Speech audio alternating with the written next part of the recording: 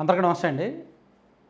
దాదాపుగా ఒక 4, 5 రోజుల కిందట హైదరాబాద్‌లోని నార్సింగి పోలీస్ స్టేషన్‌లో హర్ష సాయి మీద కేసు నమోదైంది. YouTuber, social media influencer Harsha Sai. బహుశా తెలుగులో మోస్ట్ పాపులర్ యూట్యూబర్ ఆయన. హైయెస్ట్ వ్యూస్ వస్తాయి ఆయనకు.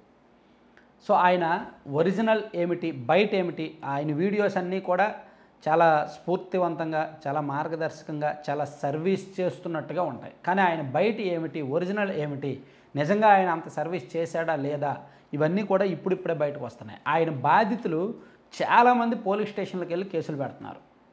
ముఖ్యంగా ఆయన బెట్టింగ్ యాప్స్ విపరీతంగా ప్రమోట్ చేశాడు. ఒక్కొక్క బెట్టింగ్ యాప్ ప్రమోట్ చేస్తే ఈజీగా సంవత్సరంలో 50 లక్షలు వస్తాయి. సాధారణ యూట్యూబర్కి అయితే మినిమం నెలకు 2 నుంచి 3 లక్షలు వస్తాయి. ఇప్పుడు నేనే ఉన్నాను, మా ఛానల్కి 2 ఛానల్స్కి కలిపి నాకు రోజుకి 10 లక్షల వ్యూస్ వస్తాయి. 2 ఛానల్స్ కలిపి రోజుకి 10 లక్షల వ్యూస్. పాత వీడియోస్ అన్నీ ఎప్పటికప్పుడు వ్యూస్ వస్తాయి కదా. సో 10 లక్షల వ్యూస్లో నాకు వస్తున్న వ్యూస్కి నేను కానీ నా ఛానల్స్లో బెట్టింగ్ యాప్స్ ప్రమోట్ చేస్తే నెలకి 3 నుంచి 5 లక్షలు ఇన్కమ్ వస్తుంది. కానీ మీరు ఎప్పుడైనా మన ఛానల్లో ఏదైనా బెట్టింగ్ యాప్ ప్రమోట్ చేయడం చూసారా? నాకు దాదాపుగా 100 మెయిల్స్ చేశారు ఈ బెట్టింగ్ కంపెనీల వాళ్ళు, కానీ అసలు పట్టించుకోలేదు. అసలు బెట్టింగ్ యాప్స్ అనేవి ప్రమోట్ చేయకూడదనే అనుకున్నా. నెలకు 3 లక్షలు, 4 లక్షలు, 5 లక్షలు ఎంత ఆఫర్ చేసినా మనం వదిలేసాం. బెట్టింగ్ యాప్సే కాదు, కొన్ని ప్రమోషన్స్ జోలికి నేను వెళ్ళట్లేదు. అందుకే కేవలం నాకు తెలిసిన కాలేజీలో లేదంటే ఏ హాస్పిటల్సో చిన్న యాడ్లు వేసుకుంటున్నా సైడ్ రెవెన్యూ కోసం. కానీ అటువంటి యాప్స్ జోలికి వెళ్ళట్లే. కానీ ఇతను విపరీతంగా బెట్టింగ్ యాప్స్ ప్రమోట్ చేశాడు. ఆ బెట్టింగ్ యాప్స్ ద్వారా సంవత్సరానికి 1.5 నుంచి 2 కోట్లు సంపాదించాడు. అతని యూట్యూబ్ ఇన్కమ్ కూడా నెలకి ఈజీగా 30 లక్షల నుంచి 50 లక్షలు ఉంటుంది నెలకి. సో ఇదంతా కూడా ఆయన ఏం చేశాడు, ఆయన సంపాదనలో ఒక 20%, 10% సర్వీస్ చేశాడు. మిగిలిందంతా కూడా అతని సంపాదనే. అయితే ఈ క్రమంలోనే అతను చేసేవన్నీ పాజిటివ్ వీడియోస్ కదా, మంచి పని కదా. కాబట్టి అతని వీడియోస్ అందరూ కూడా అతను ఫాలో అవడం మొదలుపెట్టారు.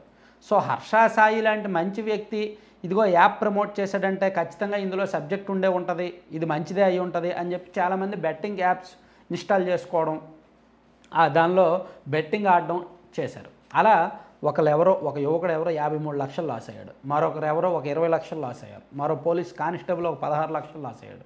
ఇట్లా చాలామంది లాస్ అయ్యారు. ఎప్పుడు కూడా జోదం కానీ, ఈ గ్యాంబ్లింగ్ కానీ, బెట్టింగ్ కానీ ఎప్పుడూ మంచిది కాదు. ఒకసారి 10 లక్షలు వస్తే తర్వాత 20 లక్షలు పోతుంది. ఏదైనా అంతే, శాశ్వతం కాదు ఇది. సో ఇవన్నీ తాత్కాలికంగా సరదాకి ఆడతారు, కానీ కొంతమంది తెలియక ఆడతారు, కానీ దానిలోకి దిగారంటే జీవితాలు నాశనం అయిపోతాయి. సో అలా పోయిన వాళ్ళలో కొంతమంది ఈ హర్ష సాయి కావాలని వీళ్ళ దగ్గర ప్రమోట్ చేశాడు, అవన్నీ కూడా ఫేక్ యాప్స్, డబ్బులు లాగేసే యాప్స్, వాళ్ళ దగ్గర సంపాదించుకున్నాడు అని చెప్పి అతని మీద ఒక్కొక్కరు పోలీసులకు ఫిర్యాదు చేశారు. ఈ క్రమంలోనే ఆయన కొంతమంది నిర్మాతల దగ్గరికి వెళ్ళి సినిమా తీస్తానని చెప్పి వాళ్ళ దగ్గర డబ్బులు తీసుకోవడం, ప్లస్ ఈ అమ్మాయి దగ్గర కూడా 2 కోట్లు తీసుకోవడం, ఇవన్నీ కూడా జరిగాయి. అంటే అతను ఫైనాన్షియల్గా చాలా ఫ్రాడ్స్ చేశాడు. ఆ బెట్టింగ్ యాప్స్ పేరిట నమ్మించి ముంచాడు, సినిమా పేరిట నిర్మాతలను ముంచాడు, ప్రేమ పేరుతో అమ్మాయిని ముంచాడు అనేది అతని మీద ఉంటున్న ఆరోపణలు. సో అందుకే అతను ప్రస్తుతానికైతే పరారీలో ఉన్నాడు. పోలీసులకు ఇంకా చిక్కలేదు. నాన్ బెయిలబుల్ కేసులు నమోదయ్యాయి. ఆ అమ్మాయితో అతను మాట్లాడుతున్న ఆడియో రికార్డ్స్ అయ్యి సోషల్ మీడియాలో బాగా వైరల్ అవుతున్నాయి. సో మేబీ అంటే మనం సోషల్ మీడియాలో నమ్మేదంతా నిజం కాదండి. కొంతమంది అనూహ్యంగా ఓవర్ నైట్ పాపులర్ అయిపోతారు. ఆ తర్వాత అలా డౌన్ఫాల్ మొదలవుద్ది. ఒరిజినాలిటీ ఏంటో తెలుస్తుంది. కాబట్టి మనం ఎంత డిసిప్లైన్గా ఉంటే అంత మంచిది.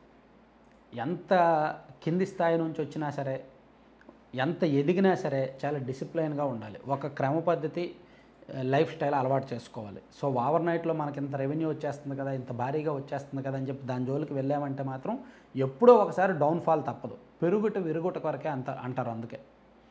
అందుకే ఏదైనా మనకి సంపాదన అయినా ఆర్గానిక్ వేలో ఉండాలి, మనకు పేరు ప్రఖ్యాతులైన ఆర్గానిక్ వేలో ఉండాలి. అంటే సహజ సిద్ధంగా రావాలి మన సంపాదన కానీ, మన పేరు ప్రఖ్యాతులు కానీ ఏదైనా.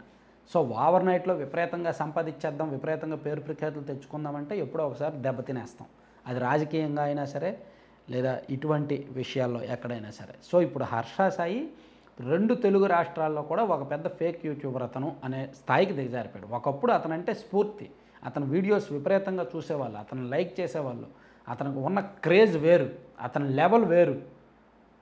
సినిమా స్టార్ అయిపోయాడు, రేపు పొద్దున పాలిటిక్స్కి కూడా వస్తాడేమో అనేంతగా స్థాయికి ఎదిగిపోయాడు. ఇప్పుడు అనూహ్యంగా డౌన్ఫాల్ అయిపోయాడు, అతన్ని ఎవరు పట్టించుకోరు కూడా ఇప్పుడు.